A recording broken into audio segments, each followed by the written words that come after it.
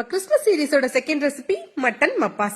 கேரளா சைட்ல எல்லாம் கிறிஸ்மஸ்னாலே இந்த மட்டன் மப்பாஸ் செஞ்சிருவாங்க. நல்ல மைல்டான ஸ்பைஸோட கிரீமி அண்ட் டேஸ்டியா இருக்கும். வீடியோவை சேவ் பண்ணிட்டு இந்த மாதிரி வெரைட்டி ரெசிபிஸ்க்கு நம்ம பேஜை ஃபாலோ பண்ணிக்கோங்க. இந்த ரெசிபிக்காக மட்டன் நல்லி எடுத்திருக்கேன். இதுல உப்பு, மஞ்சத்தூள், நல்ல மிளகு தூள், இஞ்சி பூண்டு சேர்த்து ஒரு 4ல இருந்து 5 விசில் போட்டு வேக வச்சுக்கோங்க. இப்போ ஒரு துண்டு இஞ்சி, 2 பல் பூண்டு, சின்ன உள்ளி, 1/2 டீஸ்பூன் நல்ல மிளகு சேர்த்து தட்டி வச்சுக்கோங்க.